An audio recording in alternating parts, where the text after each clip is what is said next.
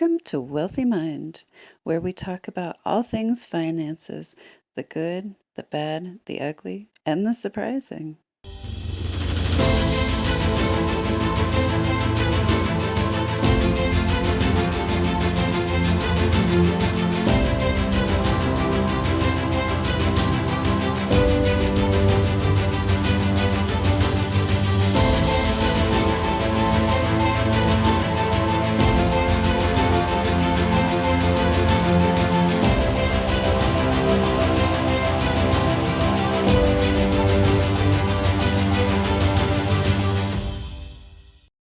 Welcome to Wealthy Mind. I am Misty Rosegold, International Success Coach, and today I have with me Steve. Hi. Hi, how are you? I'm good. How are you?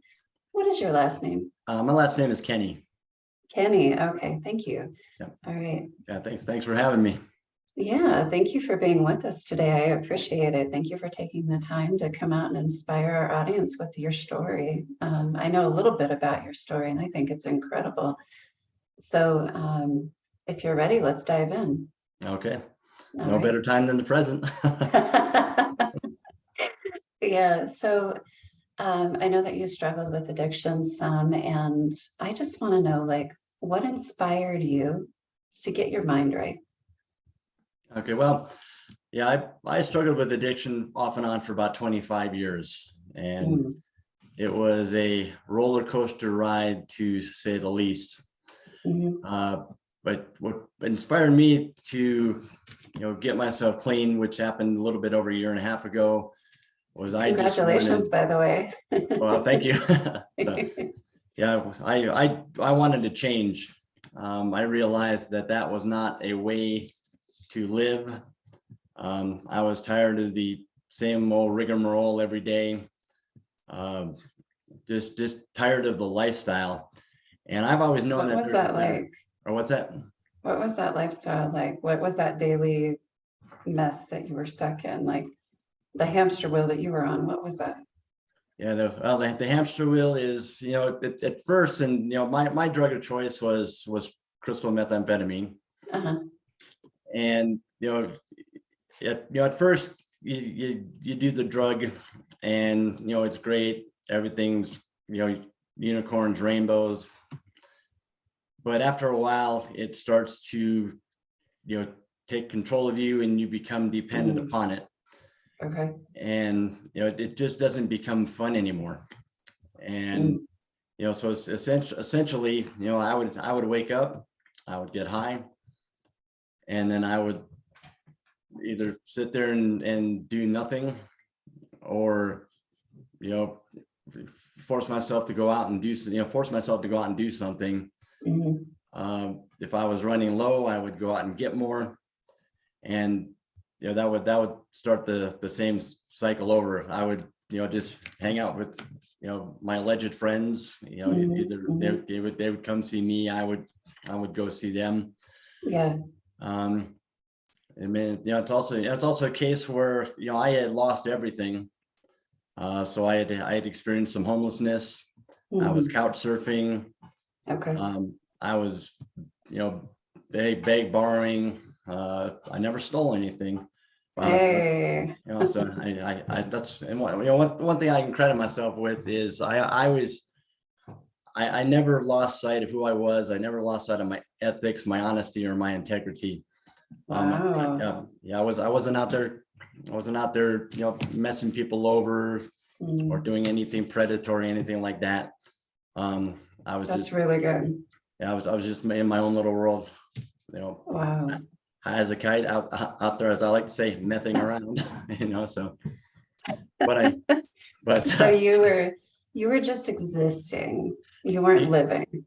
exactly. Okay. All right. And I was just getting by.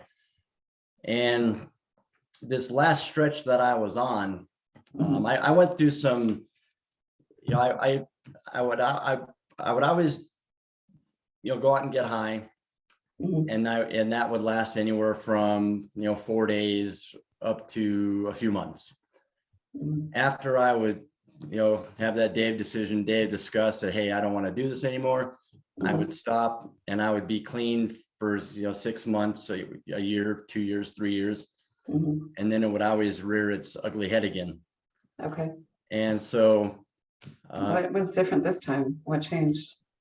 well, back in 2017, I went through a breakup with a lady I'd been dating for about 2.5 years. Mhm.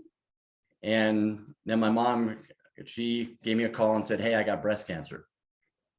And the Okay. weight of all that together, I was just like, "Oh my gosh, this sucks." And I decided to go into escape mode just because Okay. I just wasn't as mentally strong as I needed to be at the time. Mhm. So that was kind of the catalyst to start that off with.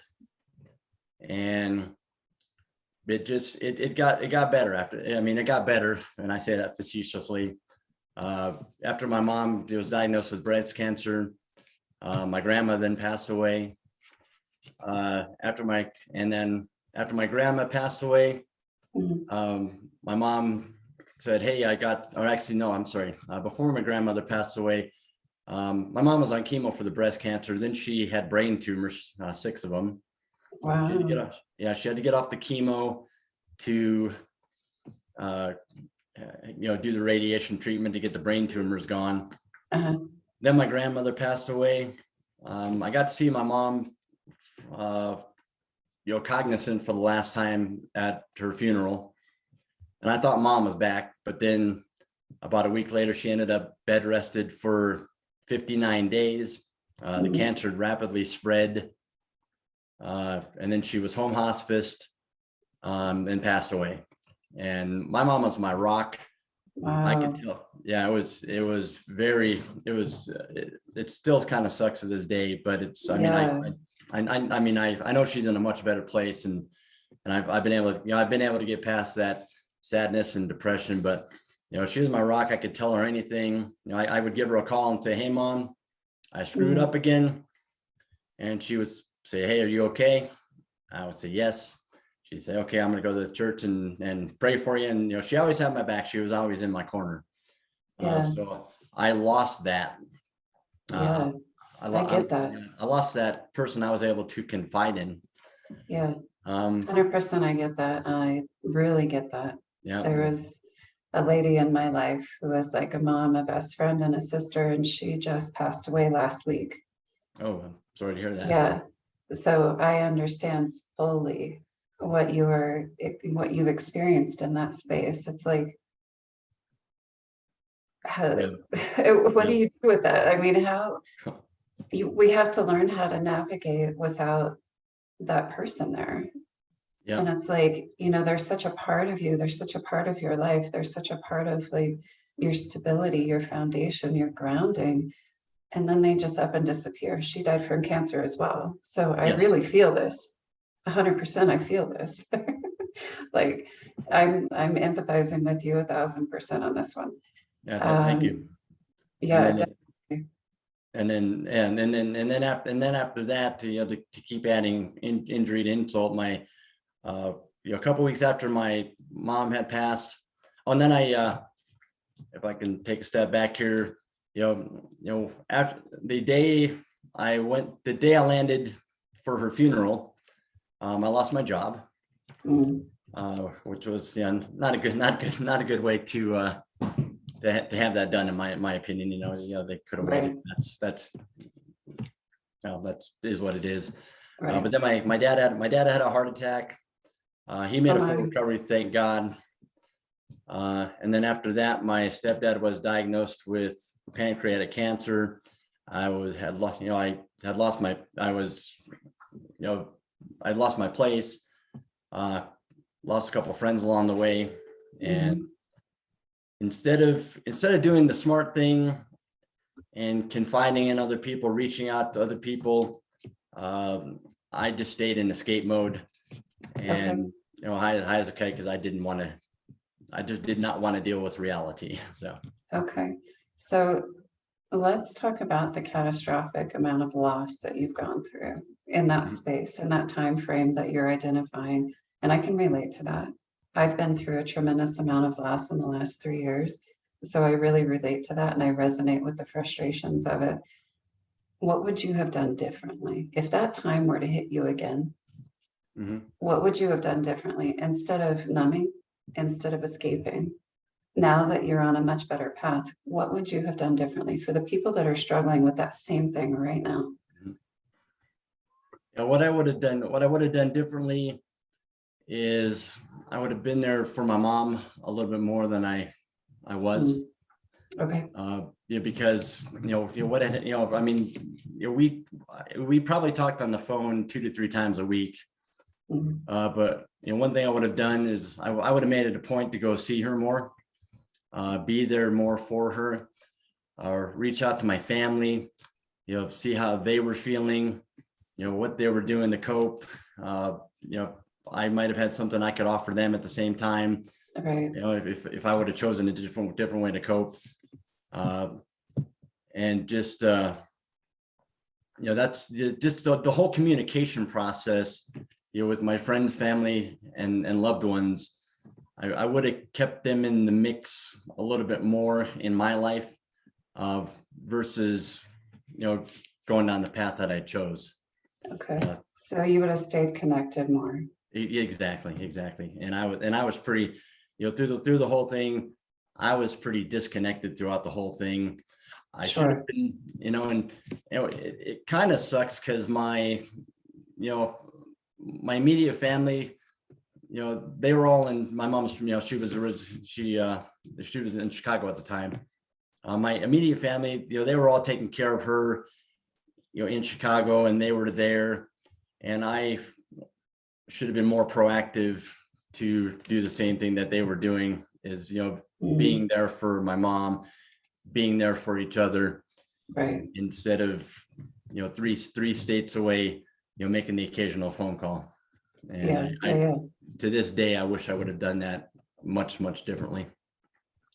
So it seems to me like you're seeing, like, if you would have stayed connected, it would have helped you move forward. It would have helped you thrive better. It would have helped you, like, not be on that hamster wheel of self-destruction, so to speak. So that's that's a thriving mode. That's a thriving mindset, perspective, whatever you want to call it, right? When you were in that state of, hey, I just want to numb out, sometimes people are, like, very much steeped into victim thinking. So what were your thoughts like in that space? I want you to pull back the curtain on some of those thoughts that you had versus the thoughts that you have now. Because, like, what you're presenting is, hey, if I stay connected, I'm going to get better. I'm going to, do better. I'm going to succeed in life. I'm not going to want to numb out. I'm going to get what I'm actually searching for. Like that thing that we all hunger for is connection, love, community, growth. But that doesn't happen when we isolate. Right. So what thoughts, let's put it this way, what thoughts were you thinking that kept you isolated? But the thoughts that kind of kept me in there was, I just didn't want to deal with it. That was my mentality. I was looking for a way to numb the pain. And in getting high, being high all the time, it was an escape to numb that pain so that I didn't have to deal with the emotions that I knew I was going to have to eventually deal with. Okay. And that was my entire thought process right there. Okay. And it was just I didn't want to deal with anything that life had to throw at me. And by being high all the time, that took away that pain, that eased that pain, but it also kept me attached to that lifestyle that I was, had incarcerated myself in at the time. Right. I mean, no matter what the addiction is, that's what happens. It doesn't have to be a substance. It could be anything. Yeah. And I wish, I wish, and it's ironic here, the lady that I had broken up with, she was I had introduced her to personal development and everything. but I remember something kind of ironic that she said to me is I had, when we had broken up and everything, I had relapsed, once again going, hey, I just don't want to, just don't want to deal with it. Right. But she, I called her up and I was just like, hey, I messed up. And she goes, do you know why you did this? And I said, tell me. And she goes, you don't love yourself. And I was like, are you crazy? I mean, of course I love myself. What are you talking about, right? Yeah. But she goes, consider this here. She goes, would you ask me to do what you're doing with me? Would you ask your mom to do it? Would you ask your sister to do it? Would you ask your friends to do it? And I was like, not a chance in hell. Right. And she goes, then why don't you ask yourself? Or no, she goes, why do you keep asking yourself to do it? Uh-huh. And that hit me that was the proverbial 2x4 that hit me in the back of the head. That said, you know what, you do need to work on yourself. Again, you do need to love yourself more. You got to have that self-love. Because if you don't have that self-love, you're gonna, as you said, you're gonna stay on that hamster wheel, just spinning around. And also, if I'm not loving myself, how can I, I can talk personal development and this and that, and till I'm blue in the face with people, and how I did this, how I did that. But if it doesn't start here from within, then how am I going to have credibility to cascade anything else to others? Exactly. So kind of going back to what you said earlier about what I've done differently. That self-love is huge. Wow. I should have had a lot more of that.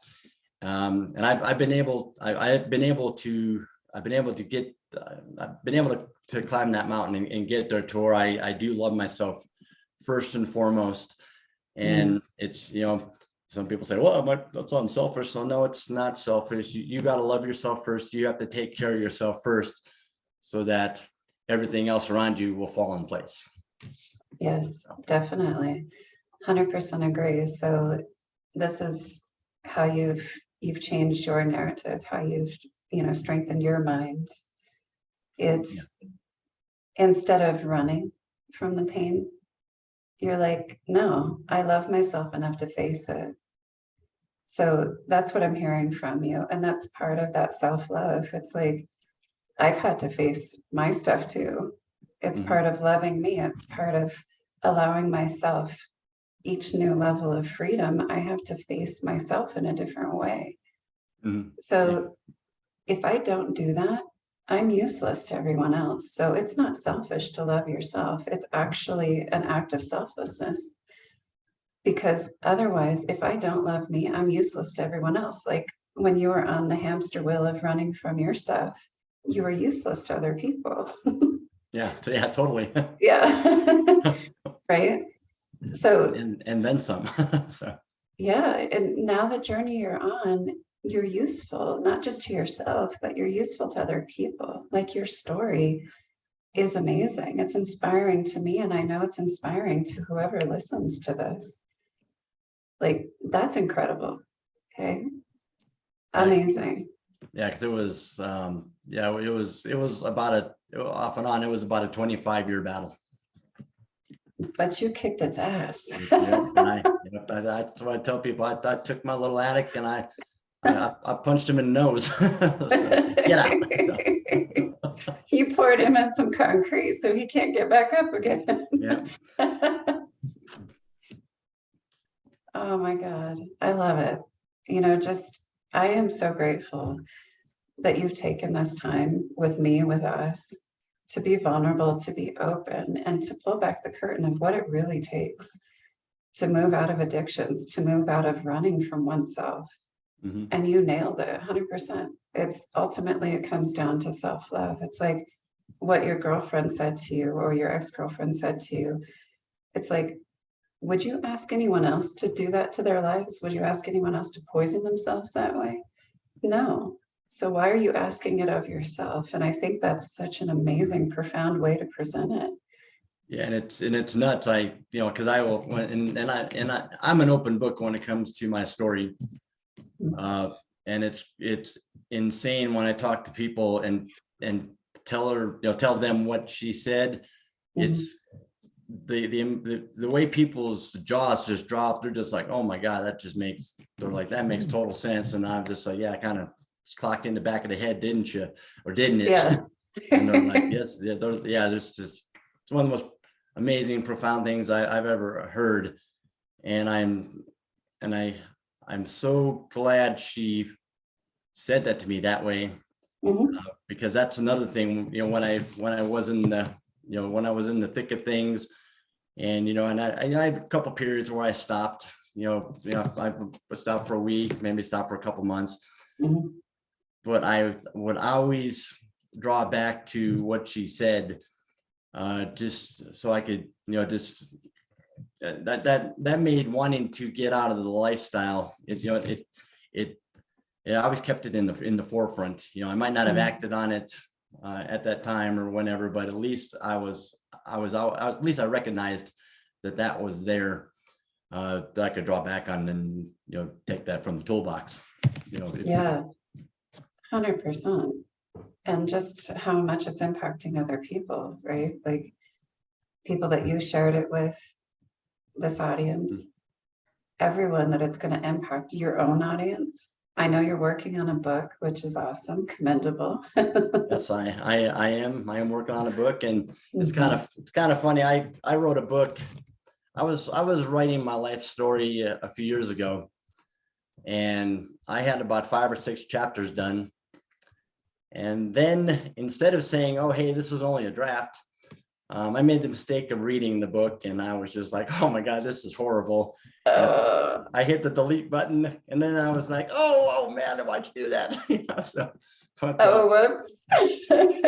But yeah, but it kind of worked out, because now that I'm rewriting it again, I'm able, I feel that in doing it the first time and failing, and failing to myself, but and when I deleted it, that was a good step. That was a good stepping stone to writing it now, because it's coming along a lot better. And then I'm currently in school getting a IT security degree, so I've taken a few writing classes, which have helped that too.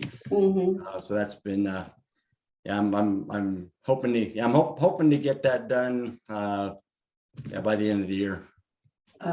Yes, that's my goal.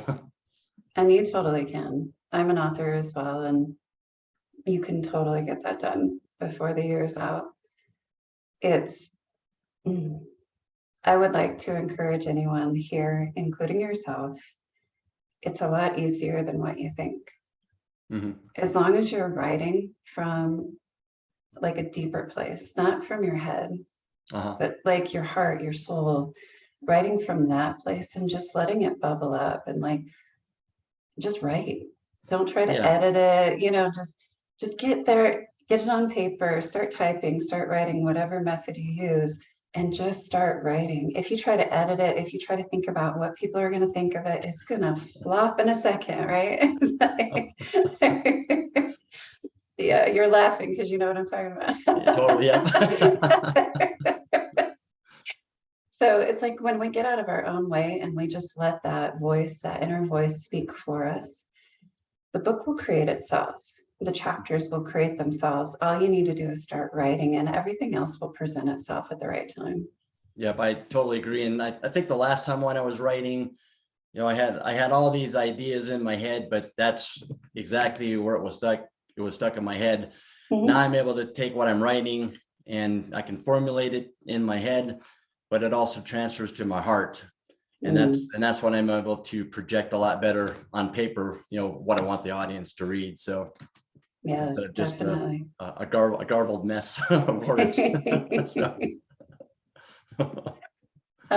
That is awesome. I have thoroughly enjoyed talking with you today, interviewing you, getting your story out there, helping you break through different barriers so that you can share your stories, so that you can go out and speak on stages if you want to. Like, I'm That's the plan too.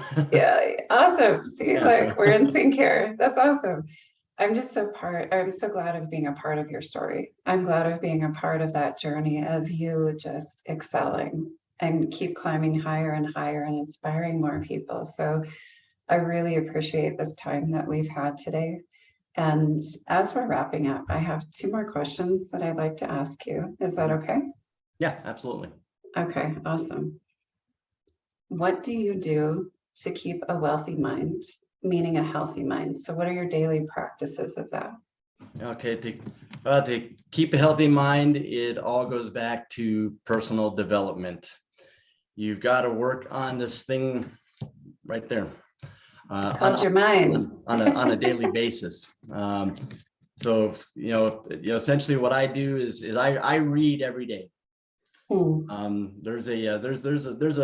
met a gentleman years ago who was big into personal development, and he was big on his name was Jeff Olson. Guy's amazing, but he always said read 10 pages of good book a day, or listen to 10 minutes of audio. So don't, when you're sitting there in your car, don't sit there. I mean, it's okay to sit there and rock out and jam out and play the steering wheel drums, which I'm the best at, by the way. Yeah. But what I'll do is I'll put on, if I'm driving, I'll put on some Les Brown, some Jim Rohn, something like that. These guys that have a lot of good stuff out there. That helps me. I read books. There's a great book by T.J. Hoisington, If You Think You Can, which I read several years ago. Just stuff. I mean, just stuff that is just books that cater to you living a better life, and you always working on yourself. Going back to, actually there's another book by Sanaya Romaine called Living with Joy that is amazing. It teaches you how to forgive, how to let go, how to find your inner chi, that kind of thing. So I mean that's huge. I do that on a daily basis. And then I also have I'm back to running and working out again. Nice. I'm on the volleyball court. So just keeping myself both physically and mentally in shape is awesome. is what I do, and I do that religiously now. And it's been great. It's been I can't put it into words, so. Oh, that's beautiful, wonderful, amazing, and fantastic. All the above. Just, yes, like you're feeding your mind good stuff and you're doing good things for your body. And that's part of sustainable success in life, right? Yep. It's like making sure that our input is great. Like a lot of people don't pay attention to what they're putting into their minds. It's just, oh, that's fun, or oh, that's entertaining. But is it really making your life better? Is it really getting you off that hamster wheel of just existing? Are you really living? Yeah. And it's just like, would you rather feed yourself something that's going to help you in the future, versus hey, I don't care what the Inquirer says or what this superstar has done. I mean, you can always read about that, but get that self input first, so that you're working on this thing up here, and it's a win-win. In my opinion, personal development is the key to life. It's the key to success in anything, whether it's health-wise, finance, spiritual, family. My advice to people is don't ever live a life of personal development, and don't ever stop. Hey, that answered my last question. What is the one piece of advice people can't live without from your personal story? Well, I have one more if I can add that. Oh, you do? Okay, Yes. so let's add that.